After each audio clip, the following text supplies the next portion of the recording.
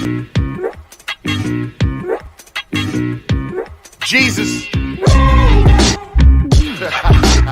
I mean, trust me, man. Good evening, everybody. It's your man H-Rap coming at you. This is Hold My Beer Sports with special guests, the sports governor, the Big Smooth Vince Wright out of Minnesota. But let's not forget, his hometown is Chicago, Illinois. Let's not forget that. That's I right. Never let you hear that down. West Side. Hey, that's right. We got you West Side too. So me and Vince Wright, we long distance brothers. Y'all didn't know it, but we know it. Man, welcome aboard, man. Hey, first off, H-Rap, thank you for having me on, man. Very excited to be here. And yeah, we got to represent because, even though I was raised in Minneapolis, I am from Chicago, West Side, Washington Boulevard, Henry Horner Projects, all that good stuff. And shout out to the family over on the South Side. Got to give me some Leon's barbecue when I get back home. That's what I'm talking about, Vince. That's what I'm talking about. Let them know, man. Let them know. They know you had those Chicago rules, man. Hey, man, they don't know, but H-Rap, the quick story was, and why I got so much Chicago love and a Cubs fan, Blackhawks man, all that stuff is, I lived there the first 5 years of my life. Mom moved up to Minneapolis for the better life, all that stuff. Mm-hmm. But I would always go back to Chicago, for the entire summer for my summer vacations. Plus, we'd always go back on the weekends, 2-3 times a year. Yeah. So, man, it was like I never left. Yeah.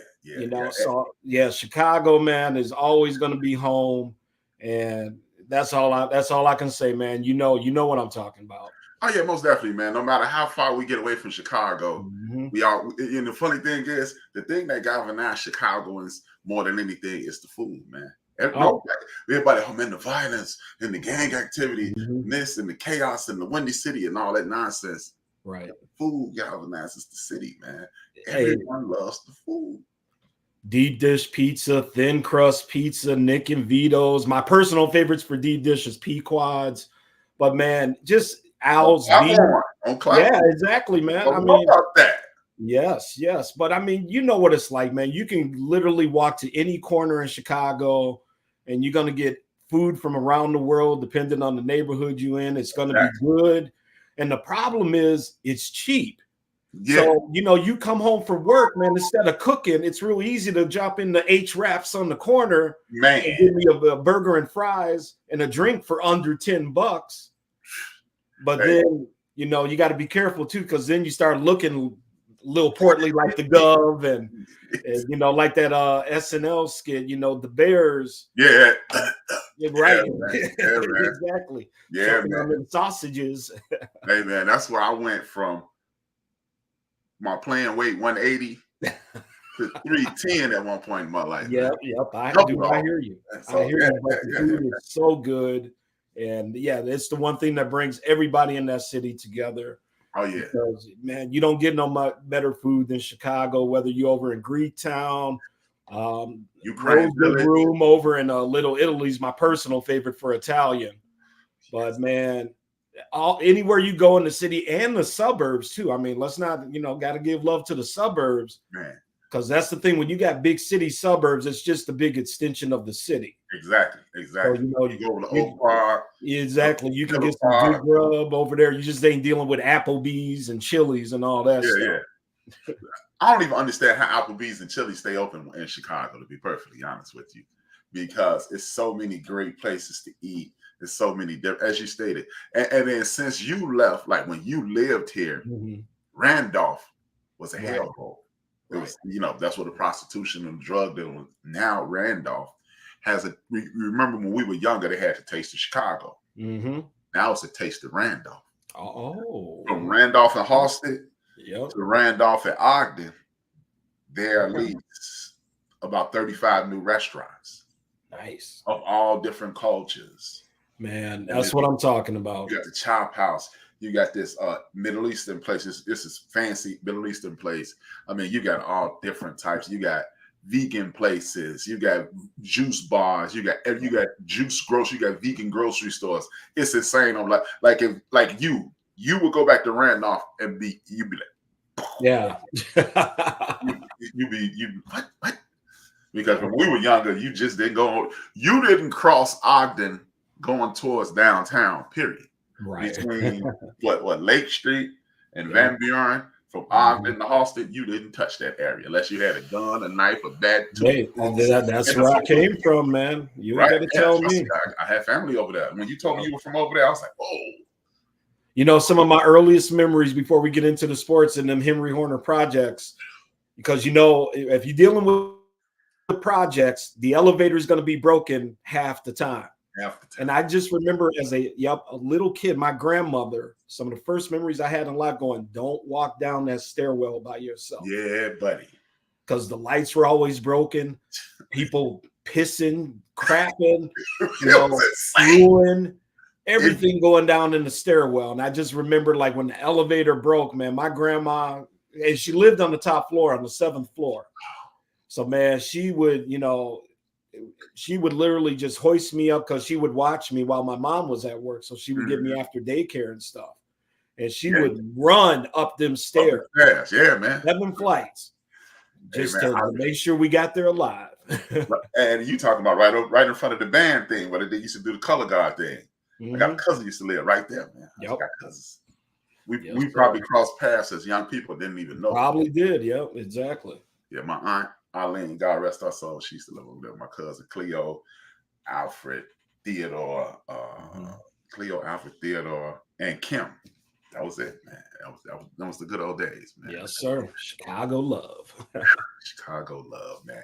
That West Side Chicago can be treacherous, but on a lighter note, we're gonna talk a little bit about your Minnesota Vikings. The Minnesota Vikings are a team that they have ebbs and flows, but one thing I do truly respect about the Minnesota organization, actually this whole time in Minnesota in regards to sports, but specifically the Vikings, they draft well, they develop well, and they always have a plethora of talent. Right now, they're on one of those downs. They're on the downside of the talent. It seems as if they're about to replenish the Vikings. What's going on? Have we seen Kirk Cousins play his last game? Who do you want to see them draft? What's going on? So let's break it down this way. If you talk to most Vikings fans, they fell in love with Kirk Cousins after the quarterback documentary on Netflix. All of a sudden, this guy literally became a god here. So with Vikings fans, that's how most feel about him. There are a decent amount of fans that want to move on from him. I tend to be one of them guys, but if you ask kind of the average Vikings fan, they're hoping you can sign them for another year or two, preferably to draft a quarterback. You know, so you got the apprentice in waiting now. Exactly, the bridge. And then go on from there. But the problem is, how much is Kirk going to cost you? You still have to sign Justin Jefferson. Danielle Hunter's in the mix, coming off of a phenomenal year on the defensive line. I mean, you know, Vikings need some type of rush to continue and build that line. So, you know, it's going to be real interesting. General manager Queasy, he was out there today talking about he definitely intends on bringing back Kirk Cousins. So, you know, that comes from the GM. Now, will it happen? Obviously, we'll wait and see. But, you know, on a weird day, you know, with Nick Saban retiring and all this stuff. Today was a world. I just hope I don't trust anything till it happens. So now, in terms of my personal opinion, do I want to see Kirk Cousins back? You know, if it can be done for the right amount of money, and kind of I'm in that scenario, if you can sign him for a year or two and we can draft somebody, sure. But excuse me, I think you have kind of seen the ceiling with Kirk Cousins, and this is what I say on my show all the time, H-Rap. And, you know, a lot of people up here, if you look at Vikings Twitter, they call me a Cousins hater. But I just think you've hit the ceiling with him. He's a top 10 quarterback. When he has time to throw the ball, he can slice you up like O.J. Simpson. But I'm telling you, man, you know, but he needs protection. He's not mobile. So, you know, you get the pressure on him. He's going down, coming back now from an Achilles. Less 38, 39 years old, right? Mm-hmm. So, there's a lot of things going on. But like I said, the GM intends, at least if you take him at his word from what he said, he intends to bring Kirk back. Me personally, I believe he said that for show. Because then if you say it, then you force Kirk to come back for less money. You can't give him top dollar. I don't care what your numbers say. I do believe, as you stated, Kirk Cousins has hit that glass ceiling. He is not. I think I can't like Cam Newton got in a lot of trouble a couple of weeks ago for calling people what does he call them game managers. For years, I've been saying you have two different quarterbacks in the National Football League. You have win withs and win becauses. The win withs are the guys who and those are the game managers. Those are the people that he would term game managers. And you have people who you win because Lamar Jackson, Aaron Rodgers, Patrick Mahomes. Yeah. These guys, when they are on the field, you have a shot at winning. I don't think Kirk Cousins is a win because he's a win with. If everything around you is perfect, you'll win. But if it's not, you're gonna lose. And that's why I think you need to, if you're gonna bring him, you can either bring him back or you can get that guy who's backup quarterback now in Tennessee and bring him up there for low. And then, as you said, create that bridge and draft someone, develop them, and then they get. Because I'm a firm believer, and I'd like to know your opinion on this. Rookie quarterbacks, unless you are doing something that is stupendous in practice, I think you need to watch. I think you need to wait, and you need to develop, and then go out. Everybody, in most cases, if you start as a rookie, game one, you don't develop properly. You have your anomalies. You got C.J. Stroud. You got other people, but history tells you, hey, let the guy watch, let the guy develop, and then move forward.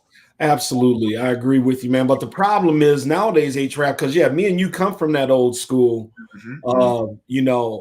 hey, let's draft this quarterback. Let's have him sit for a couple and, step in, do his thing, right? But the problem, H-Rap, is nowadays, man, they pay these kids so much money that it's really hard to justify somebody sitting around with that type of money, even if it is a year or two, right? But the flip side, like you said, is they don't develop correctly. And that's why drafting quarterbacks out of college has become a real just toss of the coin, right? Even with folks that look great in college, all of a sudden they come to the pros, nothing. Because it's the speed, man. It's the speed. I mean, high school, it's a whole different breed of athletes in college. Even if you're at a low-level college, if you are at Division III or NAIA college, those guys are bigger, stronger, and faster than you. Right. So just imagine going from Miami of Ohio and then going to the NFL. Your head has to be swimming, man. So you know what? Get this though. I don't think the money should come into play. First and foremost, the NFL is printing money. All these leagues are printing money. Yeah. Ever since they made gambling legal, the NFL, NBA, Major League Baseball, NHL, they're printing money. I don't want to hear this. I don't even want to hear anything about the salary cap anymore because that's right. Don't tell me y'all getting cuts off. I play around with the DraftKings. I play around with ESPN bets. I don't put no real money, but it's just fun to watch. Yeah. It actually, DraftKings is the reason I started doing sports again because I'm betting $1.50 here, and now I'm watching the game and with intent to see if I'm gonna win. And all of a sudden, I started enjoying the game again. So that's what happened with me. So I don't want to hear about no money, but I will say three names, and it was just proof positive that you need to watch at least 8 games. 2-time MVP Lamar Jackson, because he's about to win MVP. Okay, 2-time MVP Patrick Mahomes. Yep. And Brock Purdy. Yep. All three of those guys set for 8 games. Well, Patrick set for 16. Well, 15. He only played 1 game this rookie year. Let them watch. Let them develop. You can tell you what, you can give me $25 million now, and then I end up get that $60 million like my man with the Raiders out of LSU. I can't think of his name. DeMarcus Russell. Russell. You can give me that money and I could disappear and be set for life, or you can invest the time and let me pan out. Ben Roethlisberger, sat down for a little while. Eli Manning, sat down for a little while. Phillip Rivers, sat down for a season. when you sit them down, they last longer. Yeah. Point blank, period, end of story. Couldn't agree more, brother. Couldn't agree more. I wish more teams would kind of go back to that old school way of doing it, because I think, we'd be developing a lot better quarterback, and you wouldn't have so much of this quarterback turnover. I mean, and then all these retreads that are getting second, third, fourth shots that have proven they can do, nothing, but yet here they are still getting paid, still hanging on. So no, I hear you, man. I hear you. Yeah, exactly. Yeah, Steve McNair too. What up, RC, and what up, Tiffany PMP too. Indeed. Yeah, thank you guys for support. Hit that like button, hit that share, tell a friend to tune in. But yeah, it's starting to get ridiculous. Look, man, I understand. I'm not a millionaire. I'm not a billionaire. I don't have the cash. I don't have the cash to purchase a team, but I do understand the concept of ROI, return on investment. If I'm going to invest this money in you, maybe sometimes I just have to let it sit there. I play around in the Bitcoin market. Sometimes I have to just let it sit there for a little while, and then it pans out. If you want a quick turnaround, you might get a flash in the pan, Rick Meyer, one good season, then you're done. Or you can get Drew Bledsoe, 12, 13, 15 years appearance in the Super Bowl career, and you move forward. And that's what we're not getting, and that's why these guys, in my personal opinion, this wasn't on the list, but I want to ask you this. Today, the Bears said that they were going to keep their quarterback. I'm going to keep their coach. They have the number 1 pick in the draft. They have a 2nd pick in the draft. I personally believe they're going to get rid of Justin Fields and draft their kid out of North Carolina, because I believe that the coaching staff that the Chicago Bears have, they are one-track-minded coaching situations. Yeah. And what I mean by that is they want to coach Troy Aikman. They want to coach Tom Brady. They want to coach Eli Manning. They want to coach Kurt Warner. These guys are Steve Young, Steve McNair, Randall Cunningham. That's the new quarterback now. Is it time for the NFL to start picking up these big brains out of the college game and bringing them to the forefront of the NFL? Because for whatever reason, college coaches know how to coach everybody, and NFL coaches know how to coach what they want to be there. I'm listening. Yeah, very good point, man. I think, in terms of the Bears specifically, you're dead on, at least from what I can see, looking from as a Vikings fan and looking on the outside in, that's what it seems like. They just want that drop back, like you said, Tom Brady type, pocket passer, for lack of a better term. That's what they want to coach. Okay, fine, whatever. So yeah, I think, they're going to deal Justin out of there. And it sucks for Justin, because I had the pleasure of meeting him last year down in Phoenix on Radio Row, Super Bowl week. Talked to him for a few minutes, and I told him, I'm like, man, if the Bears would ever get real about protecting you, man, as a Vikings fans, y'all would be so scary. So scary.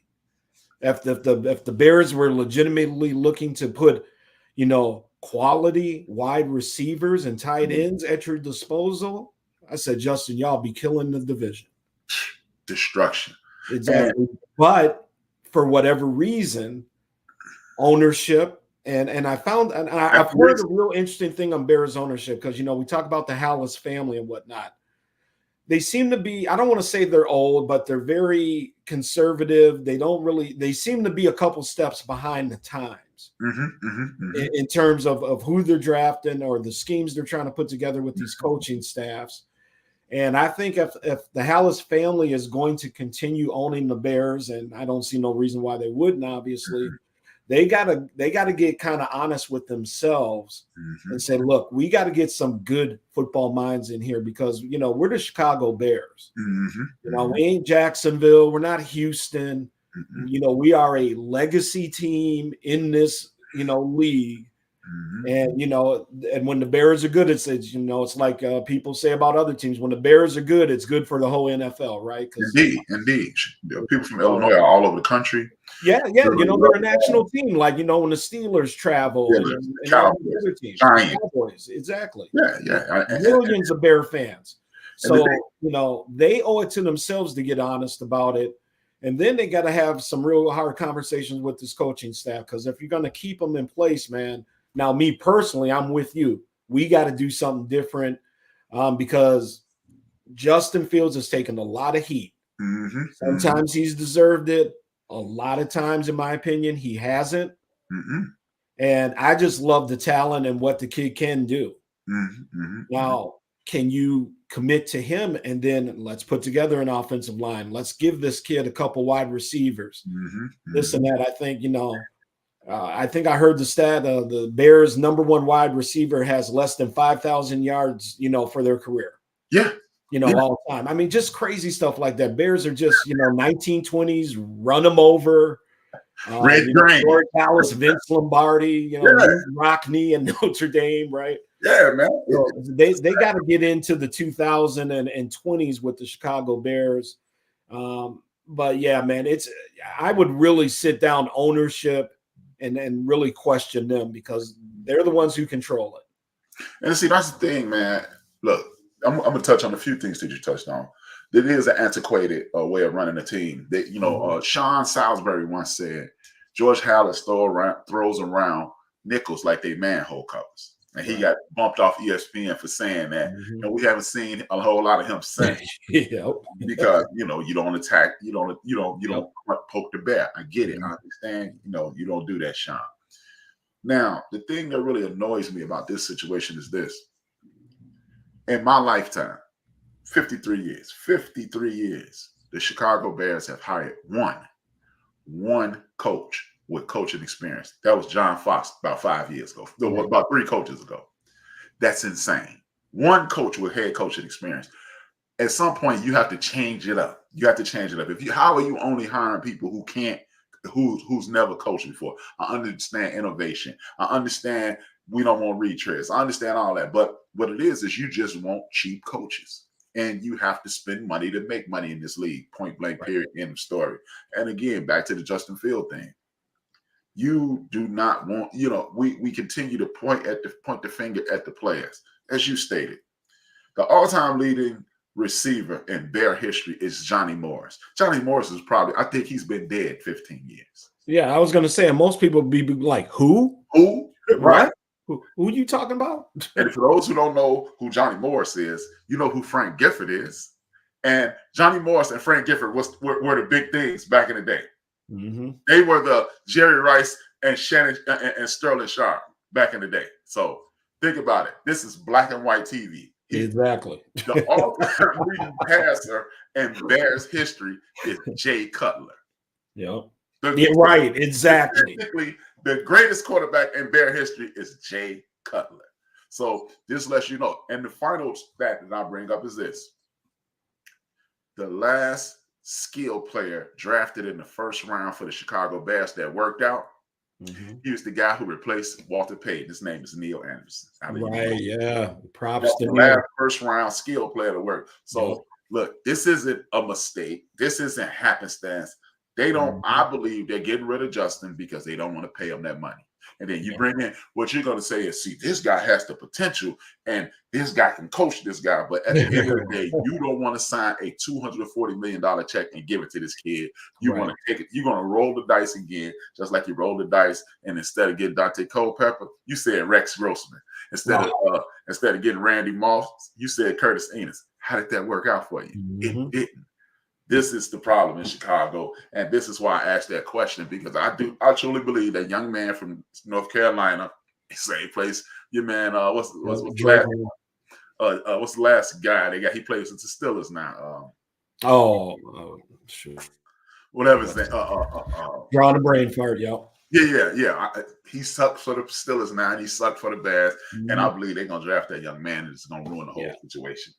Now, and there's talk actually up here too of the Vikings. We talked about Kirk Cousins and that quarterback they draft. The Gophers, Minnesota Gophers, played North Carolina this year, so I got a good look at May out there at North Carolina. Good quarterback and all, but I don't know. Again, it's a crapshoot. He could very well come in. Look at Mac Jones, right? When he came from Bama, that first year up in New England. Oh my God, Tom Brady Jr. He's arrived. This, and that. And then now, exactly. Yeah, man. And Belichick possibly looking to get out. Yeah. So, and that's another situation. We'll never know what's going on with that. Before we leave, going to some more football, I want to stay in Minnesota. Talk to me about the Minnesota Timberwolves and what they should do. You got they call him Ant-Man, Anthony Edwards. You got the two big fellas. What do they need to do to take it to the next level? Because they keep bumping their head on the glass ceiling. Keep bumping their. I don't understand why they went and got Rudy Gobert to begin with. But talk to me about the Minnesota Timberwolves. Well, okay, now so far this year, it's working out. Mm-hmm. So the reason they got Gobert is to do what exactly has been happening so far this season. Now, last year, obviously, there were injuries, there were all kinds of stuff going on.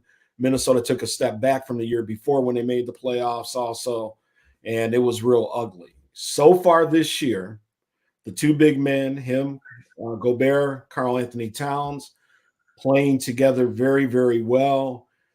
Ant-Man coming in, it's Ant's team. Okay. Mm-hmm. If you ask any Timberwolves fan, that's what they're going to tell you. It's Ant-Man's team. The two big guys, I think one of the big changes this season is they've come to realize that as well. It's Ant's team. So when he's hot, let's feed him. The problem here in the past couple losses that the Wolves have had is that Karl Anthony Towns and Ant-Man seem to have wanted the ball a little too much and started kind of chucking up shots looking for points. But for the most part, number one in the Western Conference so far, the Minnesota Timberwolves are playing some real good basketball, and they've stepped up on the defensive side of the ball, A-Trap. Yes, indeed. And then led by veterans, Mike Conley, he's still out there. They brought him in last year to, hopefully, hey, we're going to bring him in. He's Rudy's old teammate. Yeah. Maybe he can get Rudy going. Well, he's gotten the whole damn team going this year. So, there we go, Mitch Trubisky. Thanks, Vince. Shout out to Ben from BS3 Sports. Yes. But, man, the Timberwolves, for the most part, they're hitting on all cylinders. They've cranked up that defense. And the coaching is so far looking good. Chris Finch has definitely found some lineups that seem to be working. So for right now, obviously it's the Minnesota Timberwolves, and anything can change real quick. But they're doing it. They're doing what they're supposed to be doing, and I think this can continue as long as their confidence continues to increase as well. There's no reason. If I'm the Timberwolves owner, there's no reason my team shouldn't be in the top 5 when it's all said and done. Doesn't have to be number 1 like right now, but right now my personal goal would be for them to enter the playoffs straight up. No play-in tournaments, right? No one game, this or that. Mm-hmm. Be one of them top 6 teams, and to make a real run, which would mean, at least for me, the Western Conference Finals. Because you got to start making some headway here. So you have new owners, Mark Lowry, Alex Rodriguez. I think they either have or are finally ready to make that final payment. Mm-hmm. And personally, what I hope is the A-Rod, because I ain't got to tell you, man, Minneapolis, Chicago, we get winter, right? Yeah. To get people to come up. Chicago's different. Chicago's a big city, all that stuff, but to have free agents sell them, come to Minneapolis in the wintertime, come live your life, right? So I'm hoping A-Rod can use some of that, all-star kind of aura that he had, to start attracting some people up here.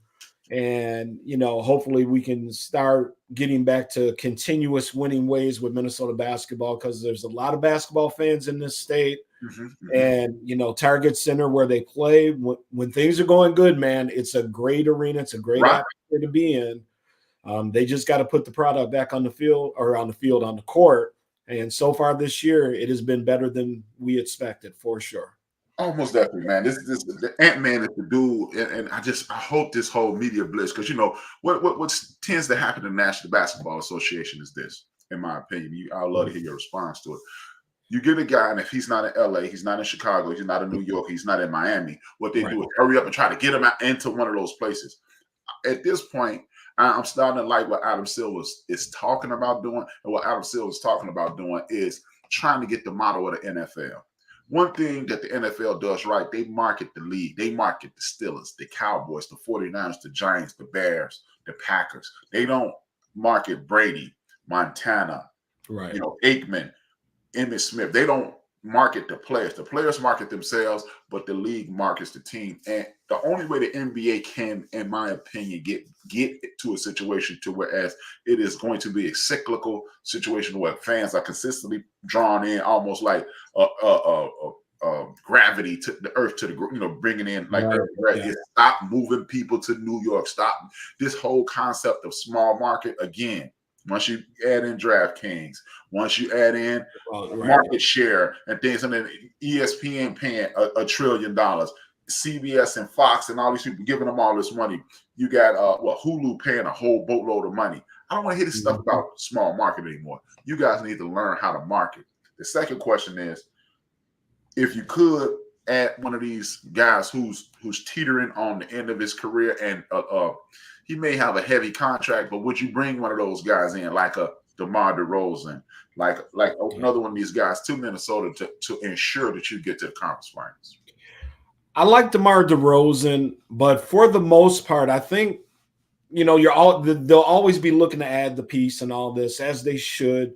But I think for the most part, outside of a couple names like that, I'd probably stand pat and be like, okay, outside of injuries, this is the horse we're going to race with. So, this is what we're going to do. And, so far it's working. Yeah, I mean, if you can get, I've been a big fan of DeRozan, so I'm glad you mentioned him. If the price is right and, if the role is something that he can deal with, because you may be coming off the bench all of a sudden. Yeah. And DeMar DeRozan handle that, or, vice versa, whatever it is. So, but no, I think I'd stand pat with what we got here and, just see what we can do with it. Okay, well, let's go ahead and transition. I got the NFL this week on board. Real quick, HRAP, just because when you were speaking on the small markets for football and basketball, one thing I think that you're right about when you're speaking on small markets, but also I don't think that stuff really matters as much anymore because of social media and things like this. Whereas for years, you got to go to New York to make money. You got to go to Madison Avenue to get those endorsements. Well, no, you don't. Because if you're a good enough player, you're going to get endorsements no matter where you are. Exactly. It's easier in LA and New York because they're industry towns that deal with that. So that's about it. But outside of that, man, Milwaukee Bucks championship, Denver Nuggets championship, those, and if the NBA doesn't realize it, those are helping the NBA grow. Because look, man, I grew up, Magic Johnson's my favorite player. I continued to be a Laker fan, through Kobe and Shaq and all that stuff too. I get it, man. Lakers, Celtics, Lakers, Knicks, East Coast, West Coast, all that stuff. But man, when San Antonio started winning, when Chicago, started winning finally, we come from the Artist Gilmore days. Remember Chicago Stadium with 25 people in it. Man. So when those middle market in Chicago wasn't even middle market team back in the day. That's what people don't realize, But man, I'm telling you, this stuff really, really helps. Yeah, it does. Miami, I consider more of a big market now because of what they've grown that to. But that's because that organization deserves kudos, because Miami wasn't crap either. And look what they built. They're like, hey, man, we got South Beach. We got warm weather. We got a state where you ain't got to pay state income tax. Let's go. Let's start signing some people down here. And see, that's the thing, man. We must compare as fan bases, as podcasters, and everybody else who's into the actual game. We must stop the Stephen A's, the Shannon Sharps, the what's his name, Wright. Nick Wright, and all these guys from saying making these foolish tropes about it's cold outside. First of all, if you got as much money as these guys have, you're not getting cold. Your car's under the stadium, and then you pull it into your garage. Knock it off. I don't want to hear about this because. And I think some of these teams, like I think the Timberwolves, actually employ a car service. So if you want to go out, because we had the tragic death years ago of Malik Sealy. He was killed. He was hit by a drunk driver going the wrong way on the freeway up here. I remember that. But you know, there's ways to get around this. And like I said, when you got that much money, also you can bring the party to you. Hey man, you got $240 million. You got $300 million like James Harden. I won't hear nothing about it's Dallas Cowboys, baby. Remember the White House. Exactly. I don't want to hear nothing about it. So should I not sign in Phoenix because it's super hot? Because it's 120 degrees on a good day in the summer in Phoenix, so I shouldn't want to go there either.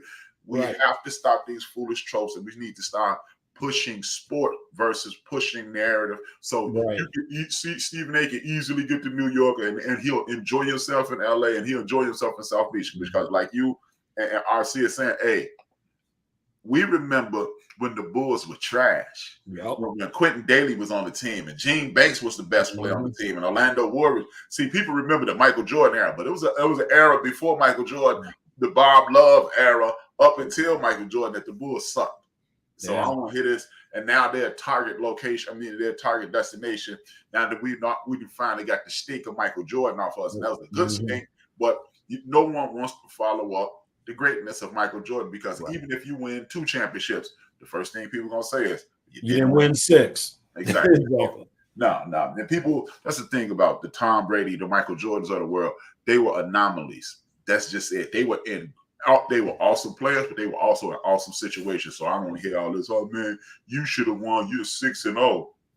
That was luck. I don't care what nobody say. I'm a Chicagoan, born and raised, lives here currently. I don't want to hear that nonsense, But moving on, man. The National Football League ended on a sour note. The regular season ended on a sour note. You got referees blowing calls. This is for the 3rd consecutive season. People are acting as if they're not seeing anything.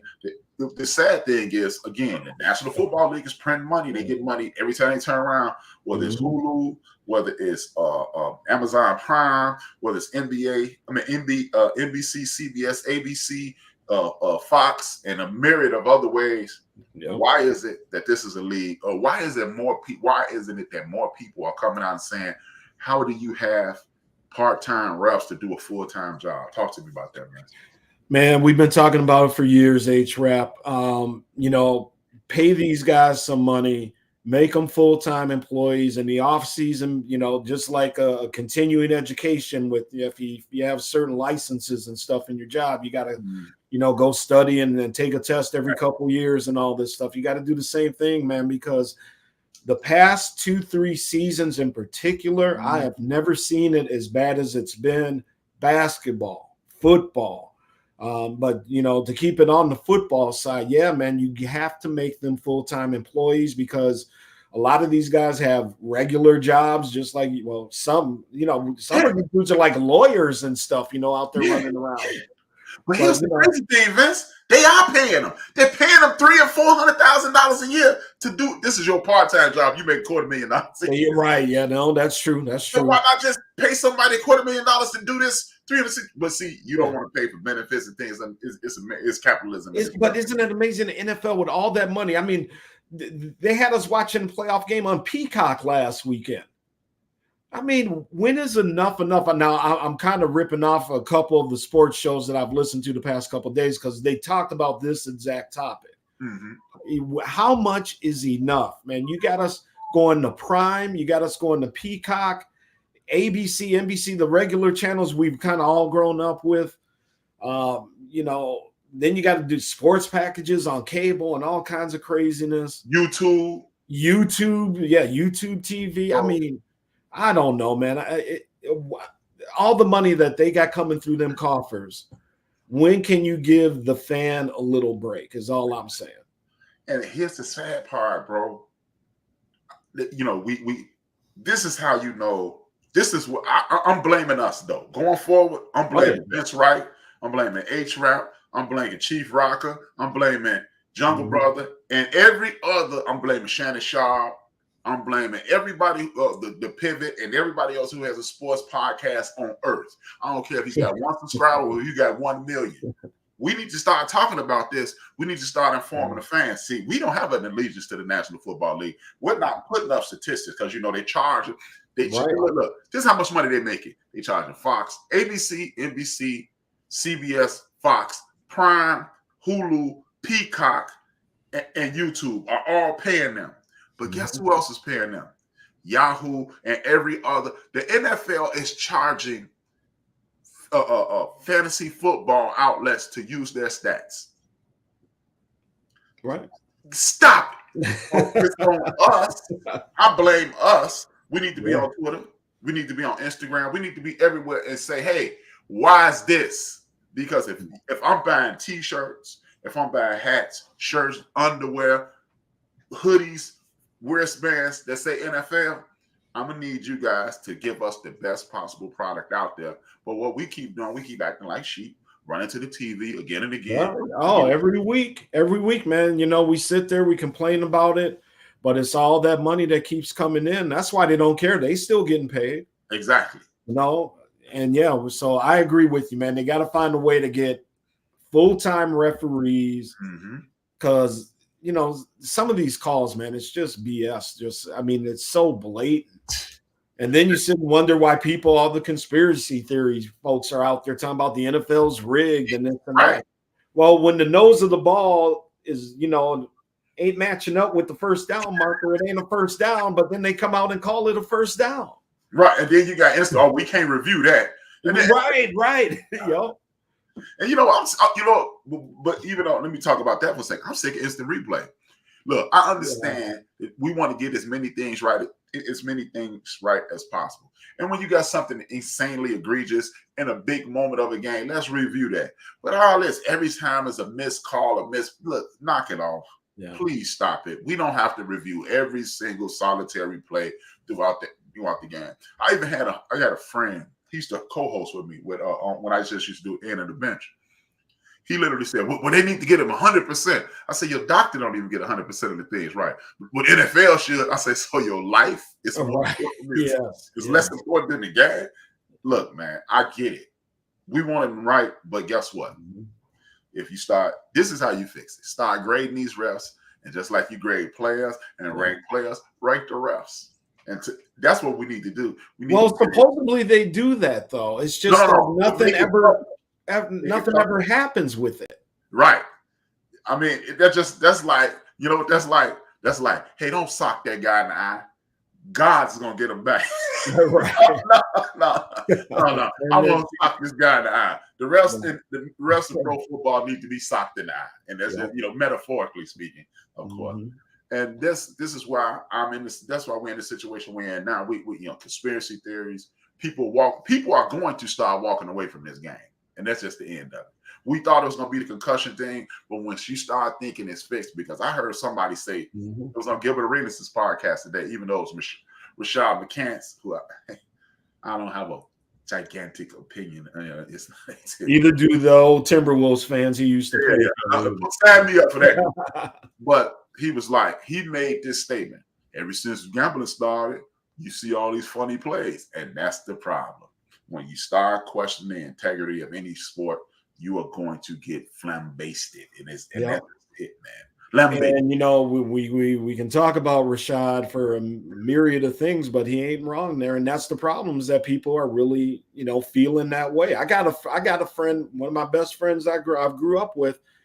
You know, I jokingly call him my favorite conspiracy theorist, but he's one. He's every week the NFL's rigged. He's like, bet these teams because the NFL won't allow in certain situations this team to lose at home or this or that. And a lot of times, man, you know, he picks it right. And like you said, you start questioning the integrity of the very game. Well, that's where it can get dicey. So yeah, it'll be interesting, but that's all it's about: money, gambling, and, you know, someone I'd like to drop a sports bet here and there too. But man, it's a whole different world right now with pro sports, gambling, and all that stuff. Yeah, man, it's crazy. I made a statement on TikTok. I had just started TikTok in August. I really started it because I used to crack this joke. You'll see me on Pornhub before you see me on TikTok. Hell, H-Rap? Yeah, I thought it was foolish.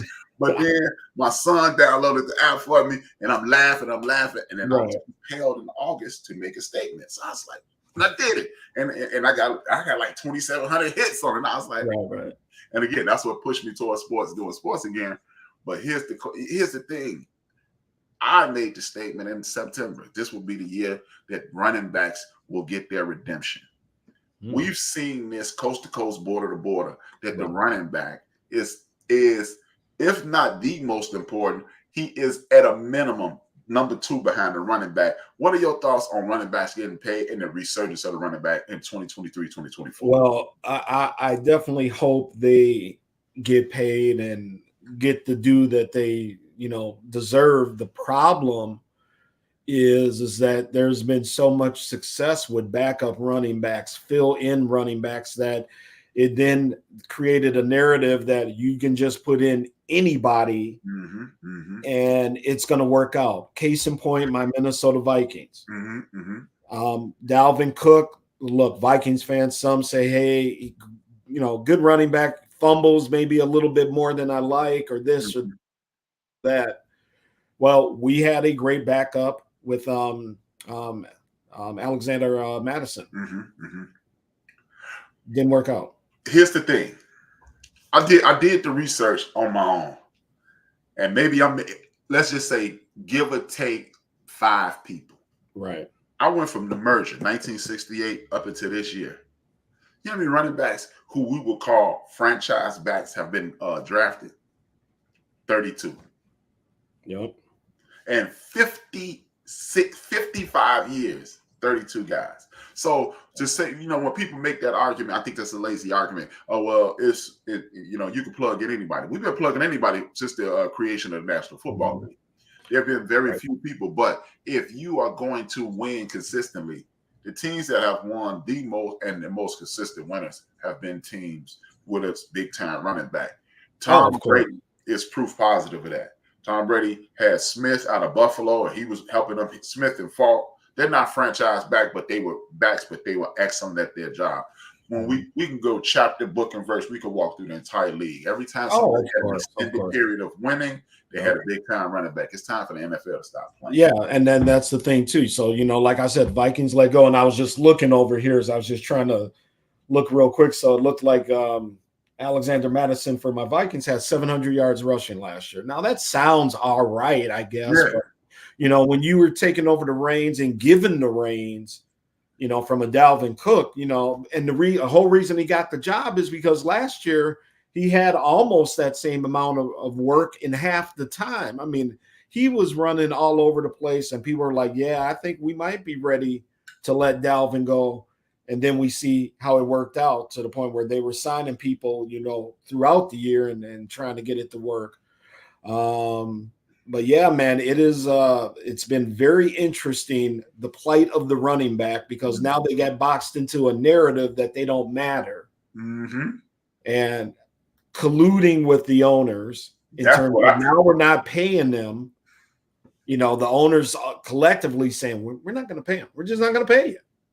So you cannot sign with Team X. Team Y ain't going to pay you. Team B ain't going to pay you. That's those are the exact words. You want to get conspiracy theory, Illuminati type stuff. Yeah. So hopefully going forward, we see dominant running backs, because that's what's going to drive the trend, where they can go, look, man, I rushed for 1,500. I rushed for 1,700. You got to give me this money. And the funny thing is, you mentioned that. I mentioned that on the TikTok video. I was like, the NFL is going to get accused of colluding if this doesn't change. And the last thing, all attention is good attention, but when you get sued for collusion again, just like with my man Kaepernick, that's attention that will get you run off the television. Exactly. And I hear you out there too, RC, on Ty Chandler. But yeah, H-Rap, man, it's sad to see, because, yeah, when you grow up with the great running backs that we grew up with, no matter what the team was, from the Chuck Muncie, from up here with Chuck Foreman, you had the pleasure of watching Walter Payton down there in Chicago, Emmitt Smith, on and on and on. Yeah, I mean, shoot. Eric Dickinson, so forth. You can go back to the early 70s, with your Franco Harris's, your Larry Zonkas, even down there in Miami. Exactly. Bob, Mercury Morris, anyway. Yeah, man. Like, until we get, I think, a few more good running backs, to help change that narrative back to where, in at least our opinion, it should be. Juice. Yep, the juice. But you know, the thing is, yeah, man, it's just they got away with this little collusion thing, and hopefully now Saquon, who kind of led the charge, some of these other backs that had real nice years, if we can have more running backs get nice years like that in, I think it will revert back. If what's going to happen, if what I think is going to happen happens, it's going to be undeniable. I believe the Baltimore Ravens are going to run their way to the Super Bowl. They're going. My coach, God rest his soul, Jimmy Fields, used to always say this: "You run to win, you throw to score." Okay. Baltimore is going to trick everybody because, for one, without the big time tackling drills and the heavy pads, it's hard to, these linebackers are horrible. That's why it looks so easy. Right. And if you attack where everybody in the league is weak and you're strong now, you're going to win. And that's what the Ravens are doing. You're scared if Lamar's going to run. You're scared if Edwards going to run. Now you got Cook back there. Then you got Zay Flowers, and you got Odell Beckham Jr. This is going to be I personally believe this is going to be a cakewalk.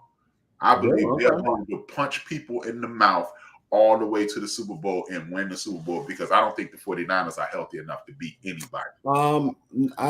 It's not a bad plan. I mean, if you're going to go out there and execute it, because you do have so many run options and run / options with the Baltimore Ravens, where you got Odell or any other receiver can come around on a quick pitch. You got a quarterback that can run like a running back. You got running backs. I mean, yeah. It's gonna look. This might be the easiest Super Bowl any team ever won, because and don't let newly acquired Dalvin Cook get going. That's what I'm saying, man. Look, this is why the Miami Dolphins can't beat anybody personally, and then I want to get into that. This is why I believe they can't beat anybody. As a matter of fact, let's talk about this. This weekend, the Miami Dolphins will be playing the Kansas City Chiefs in the night game. The early game will be the Cleveland Browns versus the Houston Texans. Let's go to the Miami Dolphins versus Kansas City Chiefs. This is why I believe that they can't beat anybody, because, look, how is it that you can't win and you got two deep safeties, which means you got hat on hat in the box? You should be dominating. Your running back is averaging 14 yards a carry almost, and you can't win close games just because you are not running the football. This is why I believe they will win. What are your thoughts on the Miami Dolphins' chance against the Kansas City Chiefs in the late game? I think they got a good chance. I think they got to get back to playing Miami Dolphins football and maybe get a little bit out of the hard knocks and some of the other limelight that they were feeling just a few weeks ago, when not only them, a lot of people thought they had that division wrapped up. And we saw what happened this past weekend with Buffalo coming around the turn and taking it. Yeah. So I think they have a very good chance. Kansas City's been up and down, the Taylor Swift curse or whatever, if you want to call it that. But, man, I think Miami just needs to settle down, take a deep breath. And if they can just go back to playing the type of ball they were playing 4 or 5 weeks ago, I think there's a very good chance of them.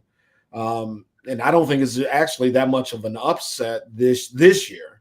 But I do think that they definitely can beat Kansas City. They just got to keep their heads in the game. Don't get ahead of themselves, and answer and just calm down. If they come out, Kansas City comes out, they get that big play, a big pass for a touchdown or something. Okay, cool. We got a lot of game left. Come back and handle your business.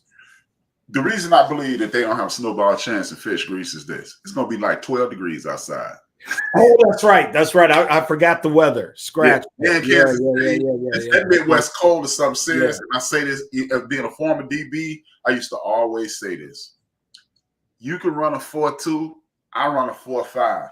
But when it's 30 degrees outside, we all run a 5 flat. Well, H-Rap, here's the thing then. Speaking on the Miami point of view, this is a statement game. It's the playoffs, obviously. But if you can go into Kansas City in 12, 10 degrees, whatever it's going to be, and win this game, then now all that confidence comes back to you, right? all that stuff. Look, man, we took down the defending champs. We did it in cold weather. We ain't scared of nothing. We got this.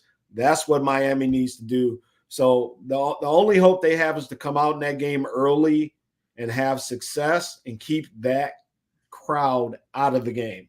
Looking at the temps, man, it's not looking good. No, I know, but -9. The high is -1. Exactly. So let's see what happens. I'm glad you brought up the weathers. I totally forgot about that aspect of the game. So I think they can still do it. It's going to be a lot harder in 10, 5, whatever is going to be degree weather. But I'm looking forward to it. The flip side of that coin is Kansas City.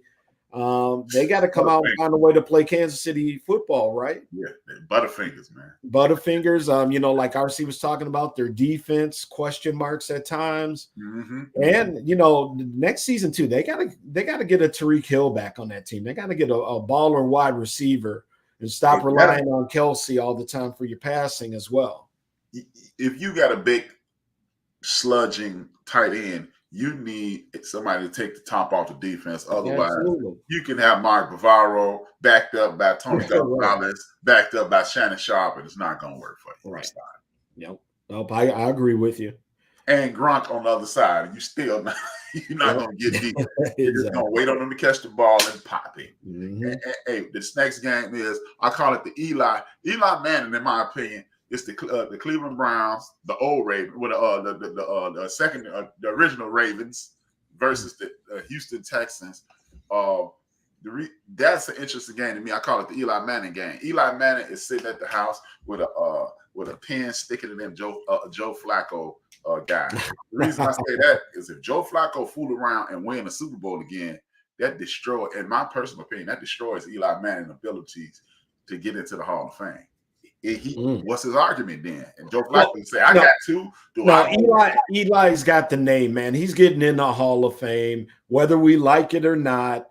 We don't even have to have the argument over stats and all this stuff.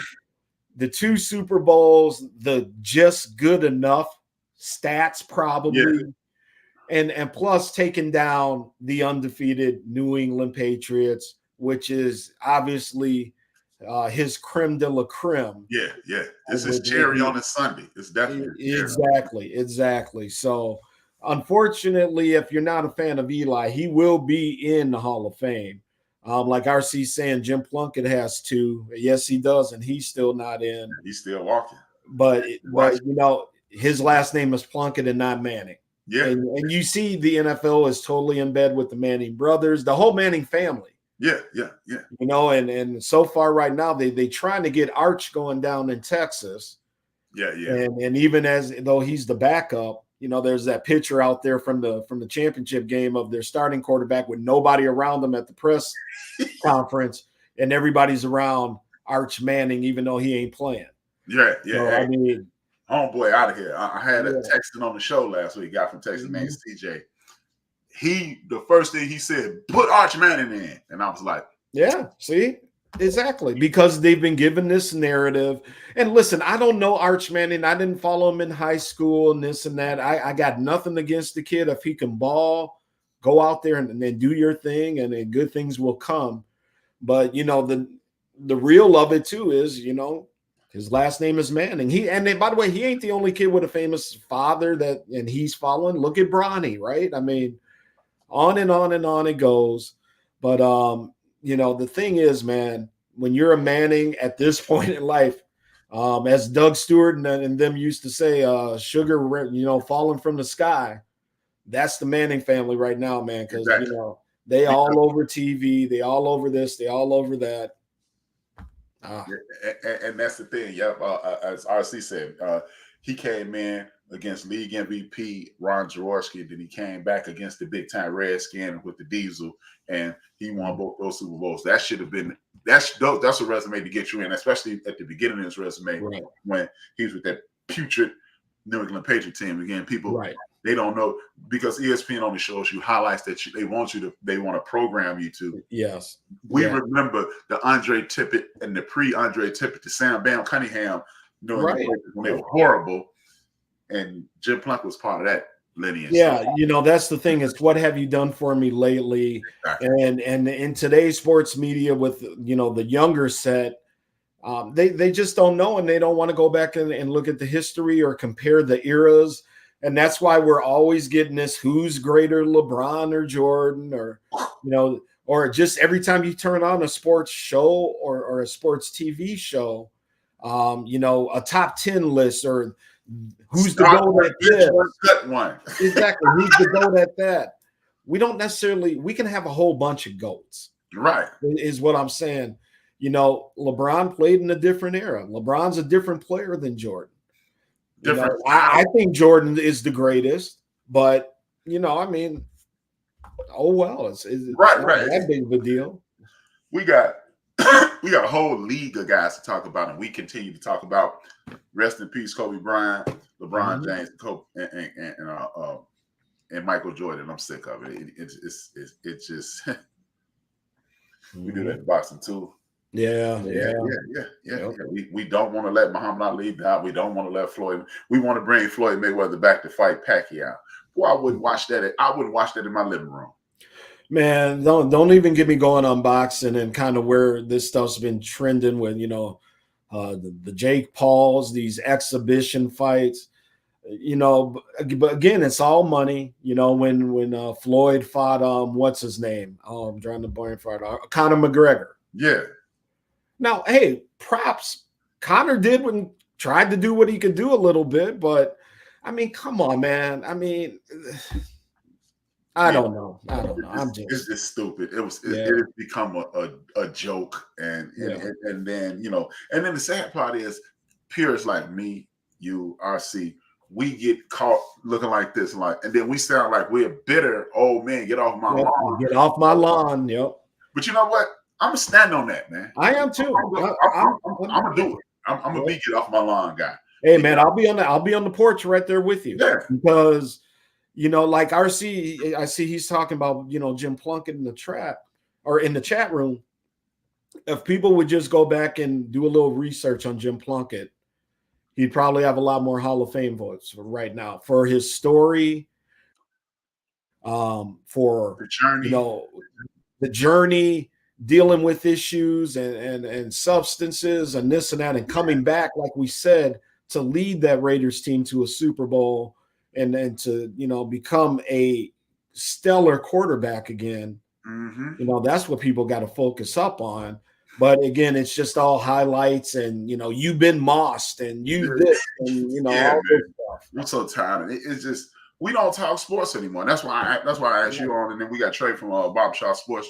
They're gonna be on, him and the Maestro gonna be on next week, and that's why I asked you guys to come on, because I'm tired of having these foolish debates. Start one, cut one, bench one.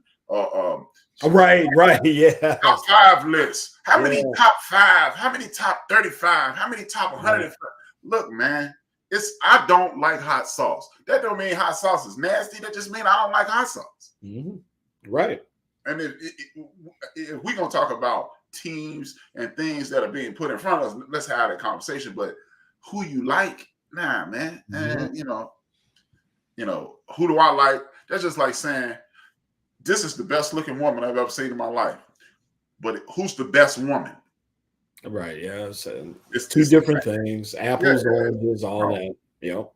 You could be the best. You could be the most beautiful woman in the world, but not be a great woman. So look, Michael Jordan was awesome. And it's a celebrity. I'm not gonna say his name because I don't want to jinx him.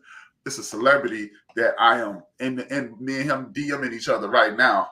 Oh, okay. And it's gonna be, if he acted as if he was going to accept it, but if he does accept it, it's gonna be, I am going to have that debate, the Michael Jordan LeBron debate, live on air, and it's gonna do me some good. I'm not gonna do him any good, but I'm gonna kill him because he's coming from a fan perspective, and I'm coming from a perspective that I know what I'm talking about. There you go. That's for you, Gov. Hey, what up, Trey? So thoughts on Rick Spielman, former GM, word on the street, Commanders fans don't want him, but I'll defend him in this sense. He definitely drafted some all-pro players. It's easy for us to always go back 2020 hindsight and look at these picks and go, oh, well, he screwed up here. He messed up here. He hit over here.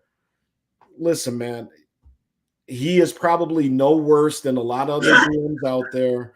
And if you're talking about the Washington franchise in general, I don't think he can. Now, cross your fingers if you're a Washington fan. I don't think he can bring that thing down any worse than where it's already at.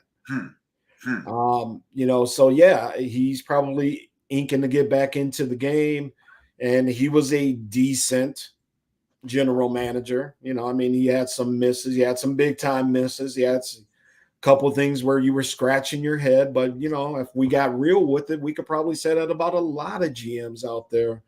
So unless they got somebody with a better resume or somebody that they think is going to be the next great GM, I don't necessarily blame Washington for talking to Rick Spielman at all. As Trey mentioned, he hasn't won a Super Bowl. I think we need to stop gauging people on championships because Bud Grant didn't win a championship. He went to 4 Super Bowls. He didn't win a championship. Larry Brown, in my personal opinion, I'm not talking about what the numbers say. From what I've seen of Larry Brown, from UCLA to Kansas to the Pacers to Philadelphia and all other teams, the Clippers and every other team he has ever coached for. Larry Brown is the best coach I've seen in the NBA. It ain't Pat Riley. Everybody, Pat Riley was winning with the Lakers. I don't know about that because that thing was running already before Pat Riley. It already started. Exactly. Right. That's not the Pat Riley stamp on that team. Is Pat Riley a great coach? I do believe so. Sure. But look, when Pat Riley went to the Lakers, they looked one way. When he went to the Knicks and Rick Spielman had a whole lot of misses, the Knicks had a ton of misses as well. Pat Riley didn't win a championship. Where's the adjustment? Where's the adjustment? And then, he goes down to Miami, and if he was this great mastermind coach, why is it that every time he showed up somewhere, nobody's ever looked like the Lakers?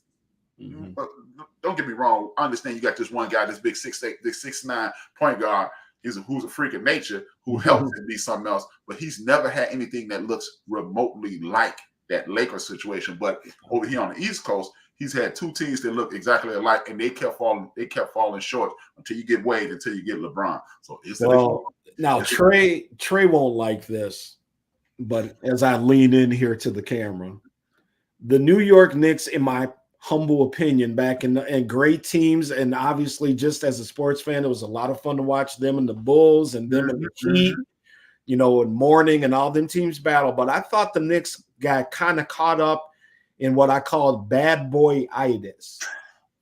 They were worried too much about sending that message with that elbow and this and that, and really, doing that thing instead of kind of reining it down and concentrating on how do we get back past the Chicago Bulls?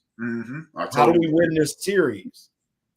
And the Knicks gave us a lot of exciting moments, a lot of great basketball.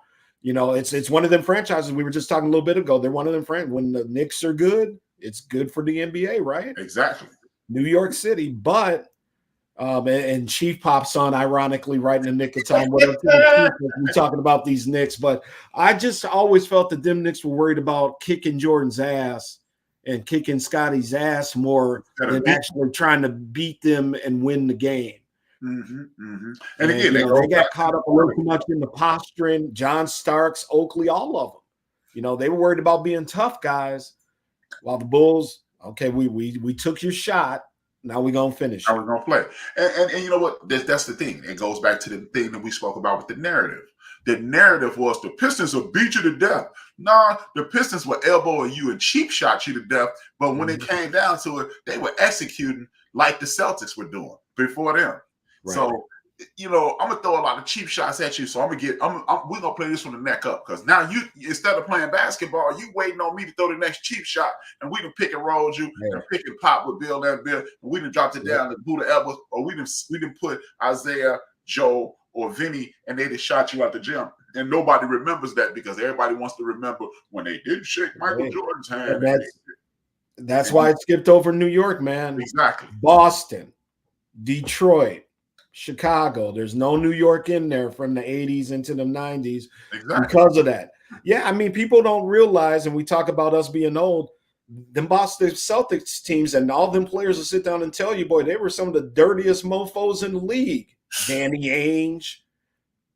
Shoot, remember when Larry Bird went and wrapped up Dr. J by the neck? Jerry, hey, you old enough to remember, like we are, Jerry Seasteen had an appointment Yes. for a butt whooping with Sidney Moncrief annually. Every year, Sidney Moncrief would kick his. Danny Ainge and Tree Rollins in the playoff series with the Atlanta Hawks. Almost bit his finger to the bone. I mean, so but Boston found a way to win. Because I believe it was cheap shot. We gonna cheap shot you all season, and then you came in with you gonna cheap shot me this time, and then they just executed it, beat your brains out. And I see, Trey putting it out there too. Yeah, he definitely right. Other teams did it as well. Yeah. But just kind of speaking on that time, and because Eastern Conference semifinals and finals and what it meant, them going up against these Bulls teams. I just thought it was a wasted opportunity because I thought a couple of times that they definitely had a chance to beat Chicago, but just kind of got caught up in all the other BS. And the funny thing is, Xavier McDaniel, who's been on the show as well, friend of the show, he said the exact same thing you said. He said, man, we got out of our game and started getting into the game of the game. And I was like, okay. And that's the thing, man. Trash talking. Larry Bird, one of the great trash talkers ever. And now, see, because of social media, now we start to hear all these stories from the other players and stuff and things we weren't privy to. All I know is I hated Larry Bird. I'm a Laker fan. I hated Larry Bird. And now Larry Bird, I'm trying to get a Larry Bird jersey for my man cave. Thank you. I never, ever thought I'd be saying that about Larry Bird. Man, if you were a basketball fan in the 80s, you either hated the Celtics or you loved the Celtics. And there's a big racial component about it because Boston had, the majority white players and the starters, and LA had the brothers running up and down the court. But, all the narratives that they built, blue collar Boston and, average working man against the glitz and glamour. And then what they really was saying, the undertone was hardworking white folks versus flashy Negroes. Exactly. Let's be honest. That's what it was. But it was cool because what the funny thing was? We knew it was a racial component. Everybody knew it was a racial component. But I don't care where you stood in this country. You had a whole bunch of black people rooting for Boston. Oh, yeah. Back then, they just weren't evident like they are now, right? Exactly. I mean, you see Boston fans in the stands, or black Boston fans, no problem. Yeah, it was back in the 80s, when all that was going down, man, if there was a black Boston fan, they kept that under wraps for the most part. It was like being a black Republican or something, man. Hey, I've been more conservative in my life at times too, so I can get that. But that's what it's been like, man. I remember my friend came to me and said, Vince, I know one brother that likes Boston, and it was his cousin who lived out in, I forgot where he lived, down in Tennessee or something. And then shout out to the greatest Chief Rocker for coming in. Hey, what up, Chief? But he's like, that dude will not wear 1 ounce of Boston Celtic clothing. He will not wear anything green. I mean, the whole thing. So yeah, man. Yeah. That's when sports was sports. You really just hated the team. It was an undertone. I believe that's when sports was better. It was when it was a racial undertone. We all knew that the brothers was rooting for LA because it was a little darker, and we knew the white guys were rooting, but it wasn't. Well, the only reason you rooting for him, no, you knew. I mean, if I was a white guy, I'd love Larry Bird too. Yeah. I mean, how many times did you hear back in the day? Let's just put it out there because it's not politically correct today, but. Listen, I grew up with a lot of white friends and white folks in my family and stuff. I can honestly tell you that white guys in the 80s liked Boston because of Larry Bird, and the team had a lot of white dudes on it. Exactly. In a black sport. Right. They were winning championships in a black sport. Exactly. Let's keep it real. And then you had the brothers saying, then you had the dudes. This is how you knew who was watching it, who was watching the highlights. The George Michael Sports Machine. I'll take you back for that one. Yeah. George Michael Sports Machine. And who was watching the games? Only reason they like Bird, he ain't that good. He could just shoot. And you looking at him like, really? You just see this dude kill this dude, but it is what it was. And it was more, I believe it was more fun back then. And Oh yeah. Hey I man, was, listen, back in the day, as a Laker fan, and every time they played Boston, all I know is that I nearly peed my pants every time Larry Bird touched that ball. Okay. 85, 87, where they got out of Boston with that win last second. But Bird, somehow that shot just did not go down. That last little three-pointer. Yeah, man. I remember that. Man, I'm going to tell you something. These young cats just will never know. And I'm going to stand on this hill and die on it. And I get it because our parents said, probably said it about us and their parents about them. It's a generational thing. But man, the way the shooting was back then compared to today, where it's just isolate, hoist up three-pointers, these kids just will never know good basketball. They won't. I would. Hey, you on that hill? That Iwo Jima picture? Yeah, with the flag. I'm right there with you. I'm right. I'm helping you with that flag. Yes, sir. Or the new people say the Wu-Tang flag went on that Wu-Tang flag. Hey, whatever flag you want to put up there, I'm standing next to you because this is not quality basketball. Steph Curry is blah blah blah, and this that. Okay, all that stuff. But Curry's the outlier, man. I mean, he's the freak. What he's doing, we'll probably never see again. The shots he hits, the things he's done, and props. I love watching him in Golden State because of him. But man, that's the exception to the rule. But I'm gonna say this while our other podcast brothers are in here. Look, y'all, it's y'all fault that these kids don't know this. It's our fault. Seriously, because we keep talking about. I got a home.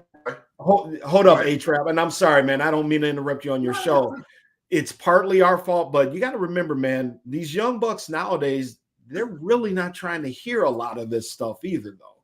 That's the other problem is you're kind of talking to a brick wall a lot of times with people where, again, it's a real quick, our attention span nowadays because of social media and stuff. But to sit down and to have a conversation. Hey, man, let me tell you about Robert Parrish and back when he battled Bill Laimbeer and this. They don't want to hear it.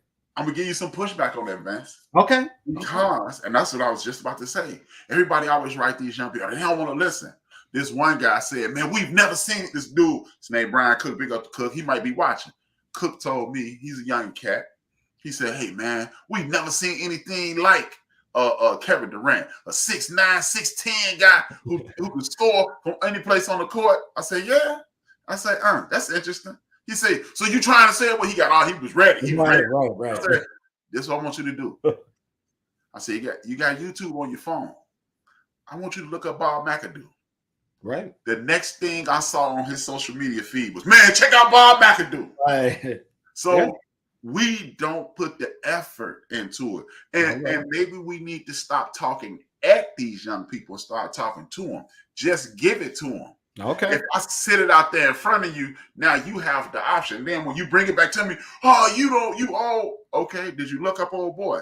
No. Okay, when you look them up, come talk to me. Because that's what our uncles, grandfathers, and true.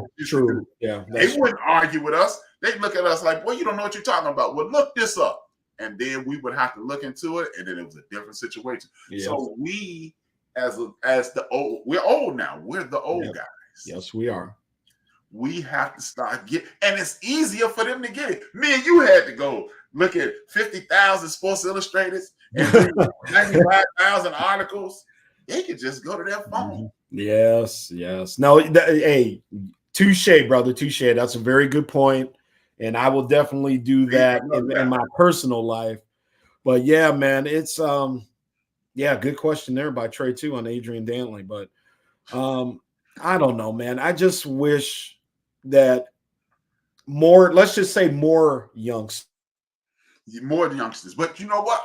All we need to do would go back and educate themselves on not just Gervin is top 75. Iceman is. Oh, George McGinnis. Oops. Yeah. Oh, no, George Gervin. Oh, okay. George Gervin is top 7. But I just think we talk at them instead of talking to them. And it's just, even in psychology, they tell you when you elevate your voice and Right. you get loud, people will shut down. What we have to do is start talking to these young people. That's why, like on my shows on Tuesdays, that's why I show a video instead of just always spitting out how we could fix the black community, fix the black community. We can do this. We can do this. I just I do a 6 to 10 minute video every week and show it. You don't have to believe from H-Rap. Look at this, and then the whole chat room goes, I didn't know that. Right. Okay, now back to the facts. I wouldn't put Adrian Dantley as a top 75 player, but I'm glad I got you on here, man.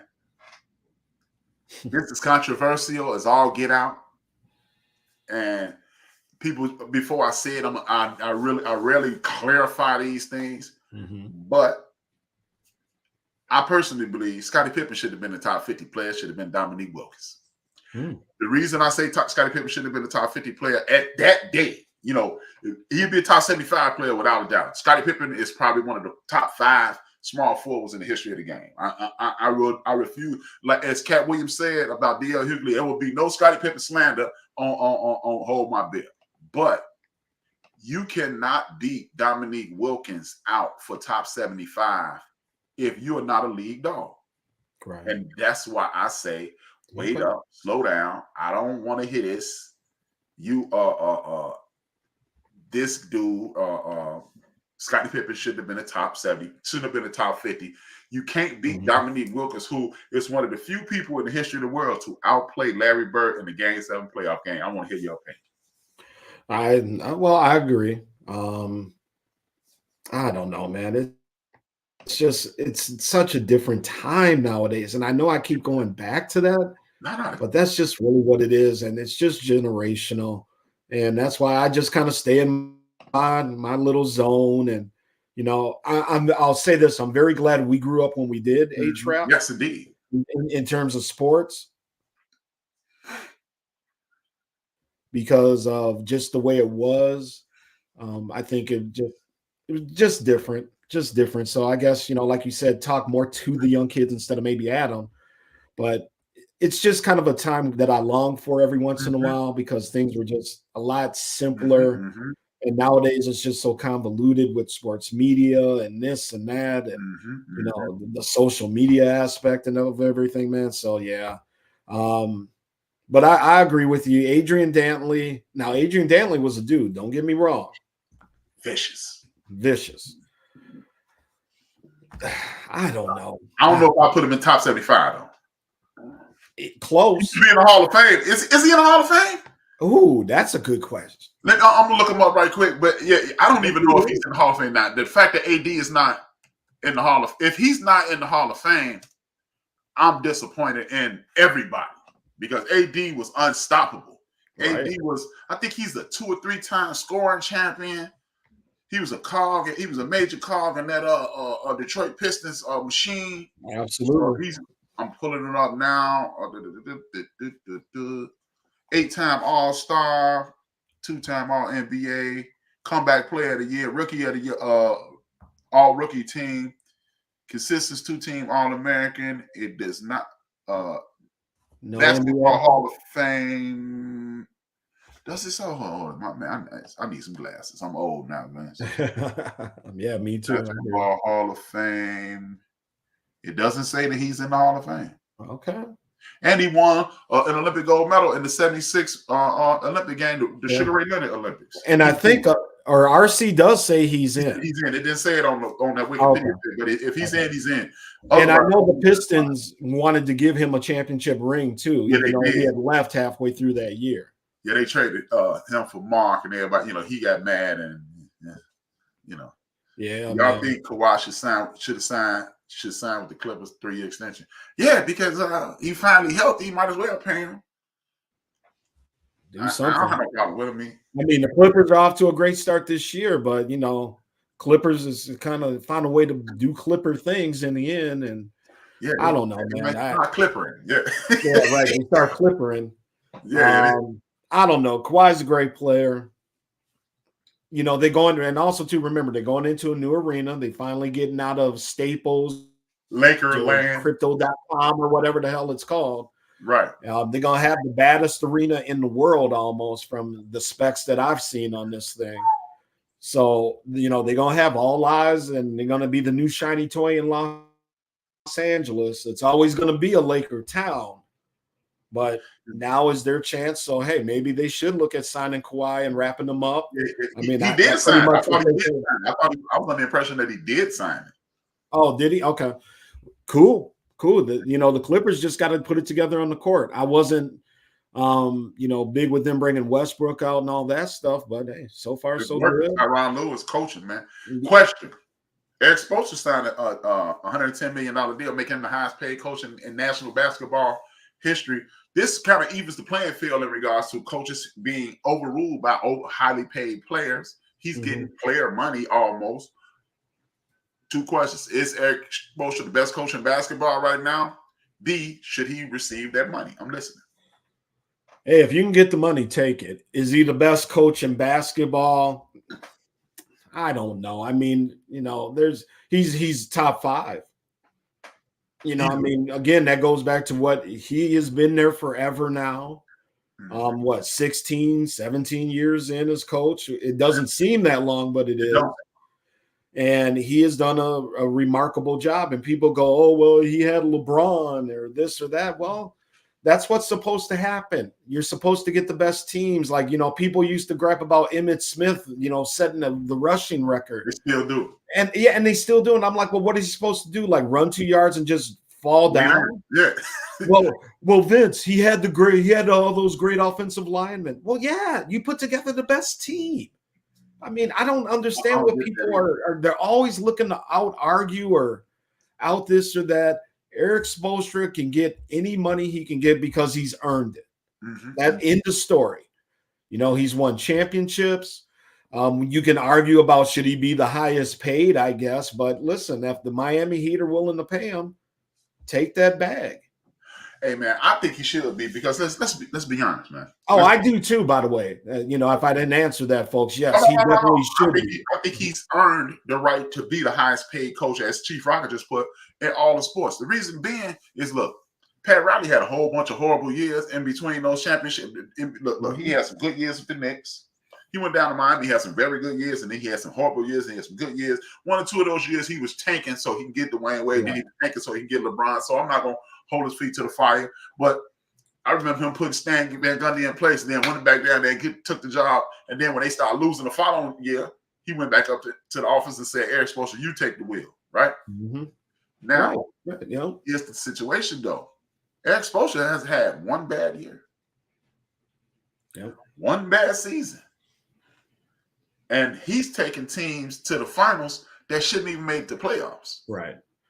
So why everybody always talks, this is why I personally believe, look, championships look great.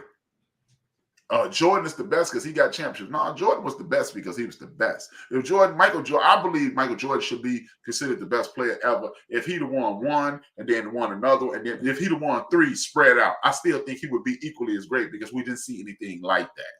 Right. He was different. Magic Johnson, Dr. J was different. Magic Johnson was different. Michael Jordan was different. And LeBron James is different. Now, you got greatness in between those things and stupendous ball players in between, but we've never seen anything.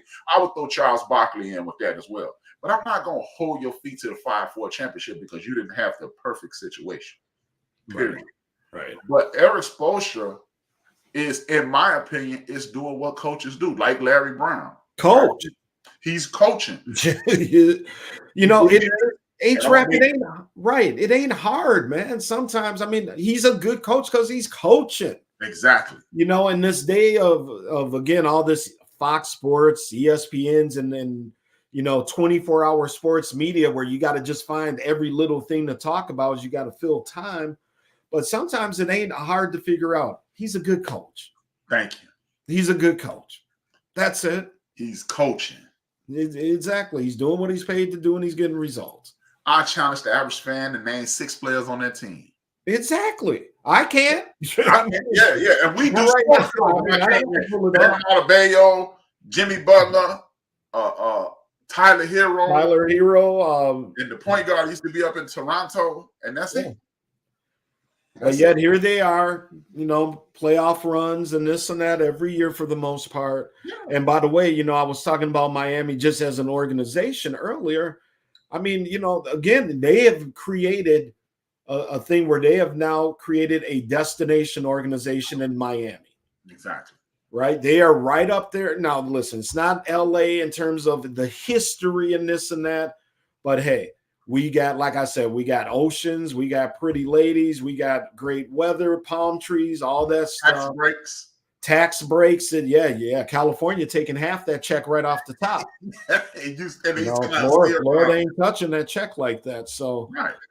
They've done a great job with Spoelstra, Pat Riley realizing, hey, time to turn it over to this young buck, just like it was turned over to him in a sense. They've just created a phenomenal organization down there, and you're seeing the results. And this goes right back to the beginning of the conversation. I'm hoping Alex Rodriguez and I forgot the other guy name. Though that crew, I hope they can do it in Minnesota, because I'm tired of this small market minutia. It's a joke. There's no such thing as a small market in sports. Y'all splitting the pie 32 ways, 30 ways, and 30 ways, depending upon the league. You get billions of dollars. The NFL, I think, what they projected to make like $38 billion this year. That means $1 billion per team. Don't tell me about a small market. Right. And also, too, I mean, look, Minnesota, Minneapolis, St. Paul, Twin Cities area, we got every single major sport here. We got Division I sports in town with the University of Minnesota, and now a smaller private school that jumped up to D1, the University of St. Thomas up here, which honestly probably has the best basketball team in the state and would beat the Minnesota Gophers right now. Wow. And would beat them last year if the Minnesota Gophers would sign the deal to play them. But I'll digress. That's a little too local for the chat room. But the thing is, man, is that we are a top-ranked sports town, and you got to put a top-ranked market out or product on the court or on the field, because there's other sports that are definitely after your dollar, after your sports entertainment dollar. Chief Rocker, where that good liquor at? It's in the cabinet here, and as soon as I get done with H-Rap, I'm definitely going to be sipping on that bourbon for you tonight. All right, before we go, man, so you can go ahead and get to that. Let me get your thoughts. I got a proposal for the National Basketball Association. We're gonna talk about that, and let me get your picks this week. We got the Browns, Texans. Who you got? I'm gonna go with Houston. I agree with that. And it's for I like CJ Stroud. I like the former defense coordinator. What is his name? I can see his face, whatever his name is. He's the head coach. I think he's the coach of the year. I know a lot of people, Dan Campbell, love Dan Campbell, but I think that kid, that guy, D'Amico Ryans, I think he is the coach of the year. Pittsburgh Steelers, Buffalo Bills. Buffalo starting to hit their stride a little bit, starting to feel like the old Buffalo in their minds a little bit. Pittsburgh obviously just bumbled, and props to coach for yet another winning season, but no reason, at least on paper in my mind, to think that Pittsburgh's going to win that game. Buffalo just too much, too big, too strong, too talented at the special positions, and in the end, just Buffalo. Cowboys versus Packers. Oh, it pains me because being a Vikings fan, Green Bay. Yeah, we can't do that. Getting in there, yet I can't find myself rooting for the Packers, and I hate Dallas too. So while I got no dog in this fight, I am going to say that I'll say Dallas, but it wouldn't shock me if Dallas just found that way to go Dallas again. And all of a sudden, we're looking at a 3-point game in the fourth quarter, and Jordan Love's getting hot. Hey, they calling this, because he's the heir apparent. They calling this the Air Jordan game. The Air apparent. Right. So yeah, man, I'll take Dallas, but would not shock me if Green Bay found a way to sneak one. The Rams versus the Lions. All right, here you go. The memory lane game. The memory lane game, the quarterback trades, the this, the that. Speaking as a Detroit fan, here's what you'd want to see. Okay, here we go. You're in. You won the division. You look good. Can you finally handle your business with the ultimate spotlight on you? We know it's going to be raucous there in Detroit. First home playoff game since, shoot, I don't know, Abraham Lincoln was president damn near. But can you handle it? Can you handle it your first time? A lot of young players, a lot, people obviously with playoff experience on the team. But I'm going to take Detroit. I really like the way they played. But they got to be on their P's and Q's because the Rams have the type of team that can come in there and snatch it from them. But I'll take Detroit. Is it me or the Lions, the AFC Chargers? Because I'm also a Raider fan. Like I'm a born Chicago person, so you're naturally a Bear fan because that's where you're from. And then you may pick a team along the way. I picked the Raiders, and nobody I know, no matter what team they root for, hates the Chargers. And just like that, he was like, I can't root for the Packers because I live in Minnesota. Quite sure you wouldn't be able to root for the Bears because you live in Minnesota. But you was like, yeah, hey, the Lions, they are all right. Nobody. No, I think their defense has played really well. Just speaking not as a Vikings fan, but as the quote unquote journalist with no opinion, right? Right. I just think that they look good. So far, they've definitely handled business. I love just the way they've looked all year, even though they've taken it out on my Vikings and this and that. But I think that they rise to the occasion. I think actually they're finally going to maybe experience what a true home crowd advantage is. Yes, indeed. Because now those Detroit Lion fans are going to be on fire. And if the Lions get off to a great start, that could end it all very early for Los Angeles. And we're going to see what our man Pat Stafford, what are you going to do? We got the Eagles versus the Tampa Bay Buccaneers with my favorite quarterback in the world, Baker will fail. Will fail. Yes. Well, hey, man, Baker still going. All the crap we talk about him and, we make fun of him and this and that, and there he is. But no, I think Philadelphia, and obviously Philadelphia has definitely had their issues here the past few games, up and down for sure. But I think they right the ship in this game. I think they're just too talented for Tampa Bay. And I'm looking for Jalen Hurts to get back on track as well. And I'm looking for a big game from him, both rushing and passing. I think if he can kind of settle some things down, the team settles down and gets back to Super Bowl quality football for the Eagles. Okay. You know what? I need one more question for that. After that, I'm gonna make a statement, and I got a question. We'll make a comment, and then that's gonna be our final thing. I got the Tampa Bay Buccaneers as well. I don't like Baker Mayfield, but I think the Buccaneers gonna beat the Eagles because the Eagles secondary is porous. I like the Eagles, but that secondary is horrible. And when you got a horrible secondary, even against a mediocre to average quarterback. Well, now you hit it for the Tampa Bay side of it because Baker, love him, hate him, whatever you think of him, he can extend plays. Exactly. So he can get outside that pocket, and if he can keep things alive enough for somebody to break open and he can find them, yeah, it's going to be a long day for Philadelphia because, like I said, they've been hurting too. You mentioned their defensive backs are trash right now, so it can definitely go that way as well. But I just think that Philadelphia finds a way. Okay, this is my second to last question. We got the last statement. The NBA All-Star game is coming up. We have struggled as me and you. We've harkened back to the good old days several times in the program. Thank you for being on as well, and thank you everybody for tuning in. It's greatly appreciated. The question I have is everybody's trying to figure out what we need to do. What do we need to do to make sure the NBA All-Star game is coming back? I have a suggestion. And I'd like everybody in the chat room to play it and chime in on this one too, but I definitely want to hear your point of view. I say because the NBA is the most global game outside of baseball, the most global game in the world. It is expanded at an alarming rate. And they've dumbed it down to the point where the Euro style is partially the NBA style. For guys like me, you, and everybody in the chat room, how about this? USA versus outside of USA? An all-star team outside of USA players versus an all-star team versus USA player. Put them on an all-star weekend and let's see what happens. What do y'all think? What do you think, Vince? I wouldn't mind it. I thought we called that the Olympics, but hey, the difference is Greek freak. But no, I get what you're saying. They're on one team.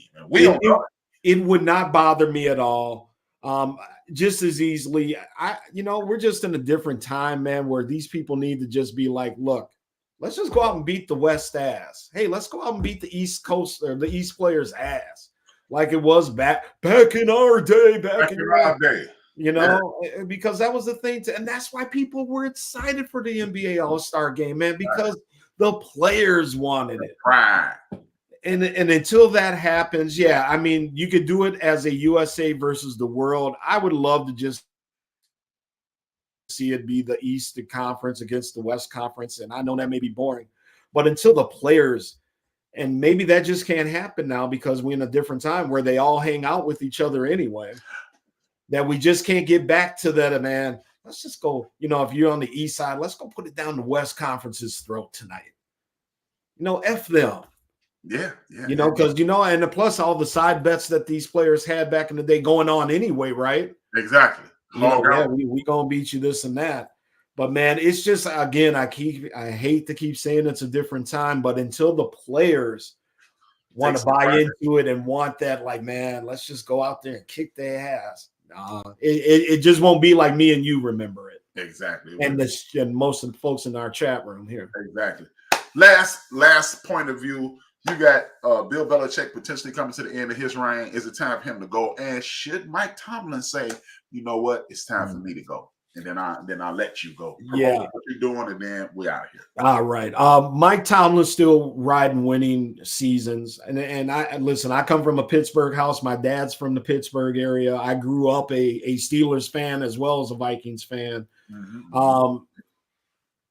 I think that I think Tomlin just needs to kind of maybe work more with the front office. Mm-hmm. I think he's still a very talented coach and can get the right players back to the Super Bowl. Mm-hmm. I think what you're seeing now, we flipped that up the coast to New England and Boston. Now people are starting to question, was it Brady?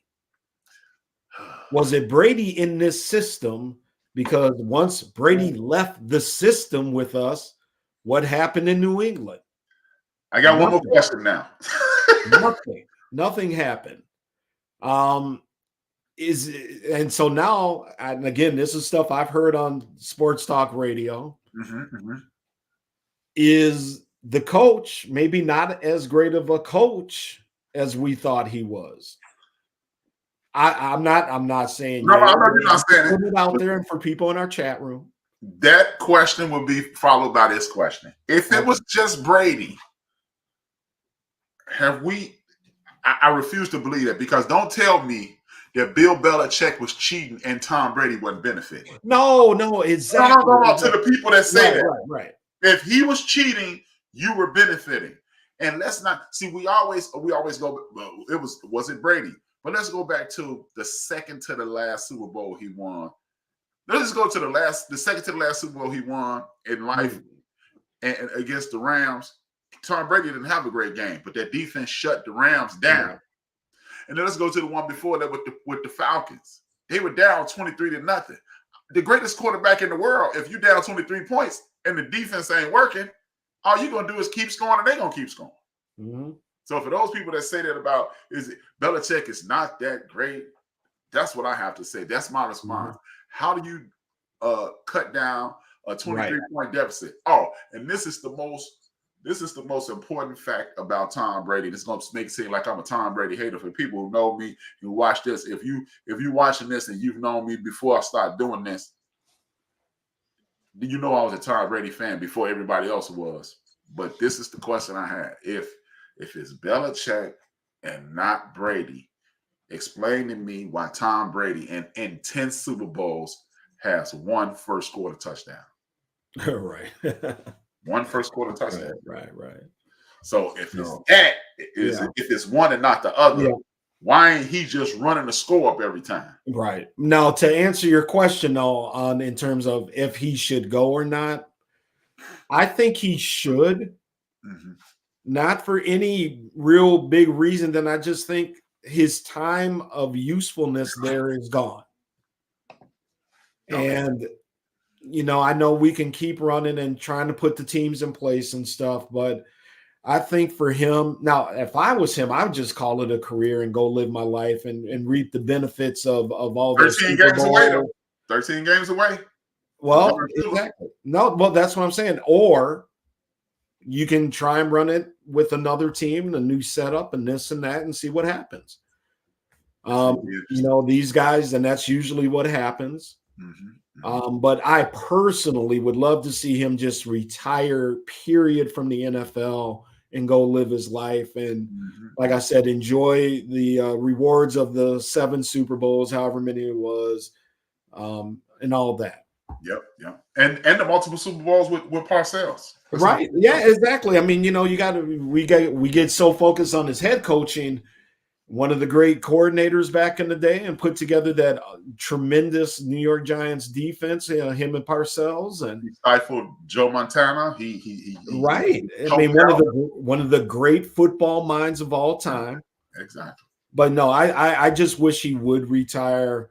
And I think he kind of wants to, but it's just, he just can't really bring himself to maybe say it. I don't think he want to limp out of the game. I think he wants to walk out. Right. And right now he'll be limping out of the game. No, that's definitely true. It's like, yeah, do I want to end it with, kind of this bad look the past couple years and all that stuff? Yeah, that's what I think it is. Vince, tell everybody how to keep up with you, man. And first and foremost, thank you for being a part of the show.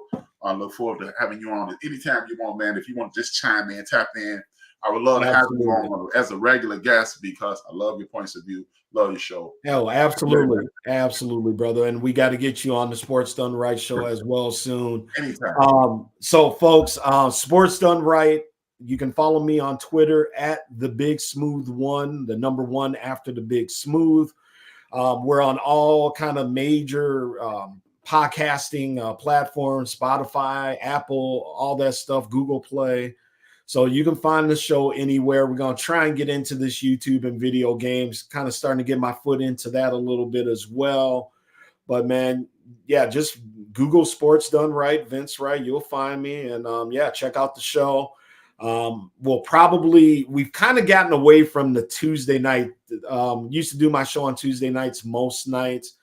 Unfortunately, life kind of gets in the way at times and stuff. So we've been a little bit more flowing when we record the show, but I will be trying to get back to Tuesday night downloads and all that stuff. So I record my show, get it uploaded. I'm going to try and get back to a little bit more of a live aspect like we're doing here with the chat room but like I said, I got to get more into that video side like you doing, man. Call me anytime. With the hold my beer.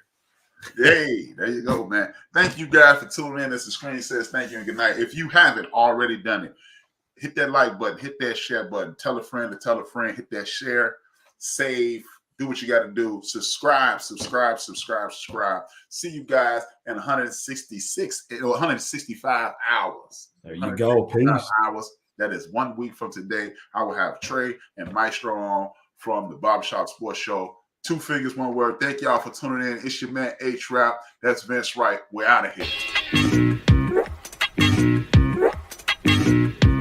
Jesus. I mean,